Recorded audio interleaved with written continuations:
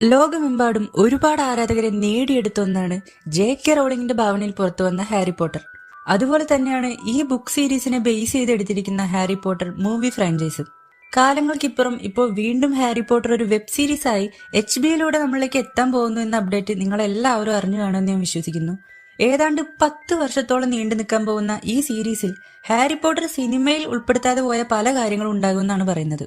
അപ്പോൾ ഇന്ന് ഒരു പക്ഷെ നിങ്ങൾക്ക് അറിയാൻ സാധ്യതയില്ലാത്ത ചില ഹാരി പോട്ടർ ഫാക്ടുകൾ ഏതൊക്കെയെന്ന് നോക്കാം. നമ്പർ 5. ഹാരി പോട്ടറും അവനെ നമ്മളിലേക്ക് എത്തിച്ച ജെ.കെ. റോളിംഗും ഒരേ ദിവസം തന്നെയാണ് ജനിച്ചിരിക്കുന്നത്, അതായത് ജൂലൈ 31.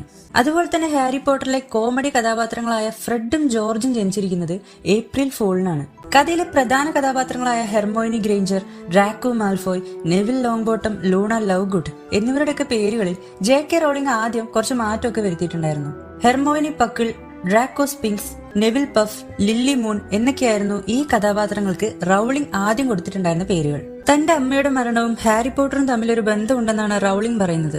ഹാരി പോട്ടർ പുസ്തകങ്ങൾ പ്രതിഫലിപ്പിക്കുന്ന ചില കഥാപാത്രങ്ങളുടെ മരണങ്ങൾ അവയാണ് ശരിക്കും ആ പുസ്തകത്തെ വേറൊരു തലത്തിലേക്ക് എത്തിച്ചത് എന്ന് തന്നെ പറയാം. റൗളിംഗിന്റെ അമ്മ മരിക്കുന്നതിന് 6 മാസം മുൻപാണ് അവര് ഹാരി പോട്ടർ പുസ്തകങ്ങളെല്ലാം എഴുതാൻ തുടങ്ങിയത്.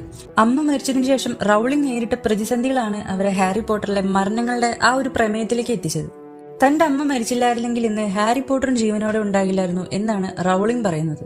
പുസ്തകങ്ങളിൽ പറയുന്ന ഡെമൻഡേഴ്സ് ശരിക്കും ഡിപ്രഷൻ സ്റ്റേജിനെ പ്രതിപാദിക്കുന്ന ഒരു കഥാപാത്രമാണ് റൗളിംഗ് ക്രിയേറ്റ് ചെയ്തിരിക്കുന്നത്.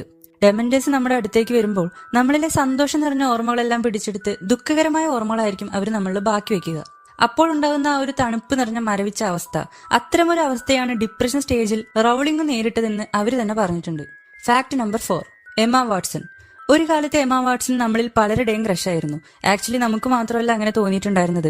ഹാരി പോട്ടർ സിനിമയുടെ ഷൂട്ടിംഗ് സമയത്ത് ഡാനിയൽ റാഡ്ക്ലിഫിനും റുപ്പർട്ട് ഗ്രിന്റിനും എമ്മ വാട്സനോട് ചെറിയ ക്രഷൊക്കെ തോന്നിയിരുന്നു. എന്നാൽ എമ്മ വാട്സൺ ആകട്ടെ ഡ്രാക്കോ മാൽഫോയെ അവതരിപ്പിച്ച ടോം ഫെൽട്ടനോടായിരുന്നു ക്രഷ് ഉണ്ടായിരുന്നത്.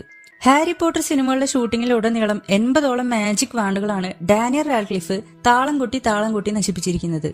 160ഓളം ജോഡി കണ്ണടകളാണ് ഡാനിയൽ ഹാരി പോട്ടർ മൂവിയിലുടനീളം ഉപയോഗിച്ചിരിക്കുന്നത്.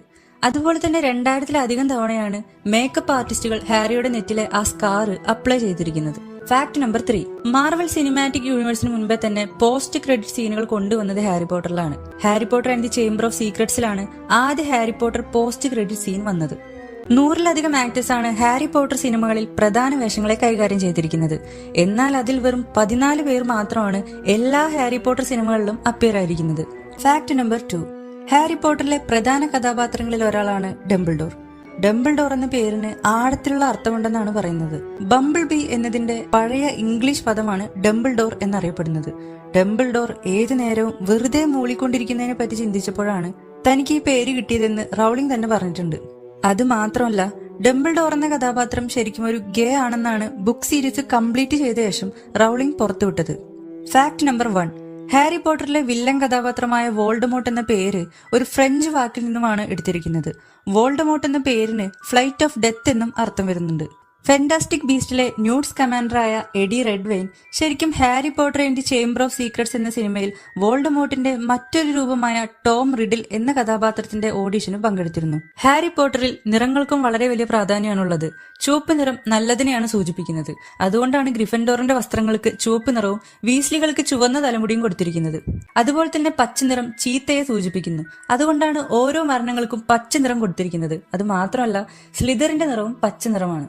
എത്രയോ വർഷങ്ങൾക്ക് ഇപ്പുറം ഹാരി പോട്ടർ വീണ്ടും വരുന്നു എന്നത് സന്തോഷം തോന്നിപ്പിക്കുന്ന ഒരു കാര്യം തന്നെയാണ്. പക്ഷെ അത് എത്രത്തോളം മികച്ചതായിരിക്കും എന്നത് നമ്മൾ കണ്ടു തന്നെ മനസ്സിലാക്കേണ്ടതുണ്ട്. അപ്പോൾ നിങ്ങളിൽ ആരൊക്കെയാണ് ഹാരി പോട്ടർ സീരീസിനായിട്ട് വെയിറ്റ് ചെയ്യുന്നതെന്ന് ഒന്ന് കമന്റ് ചെയ്യുക.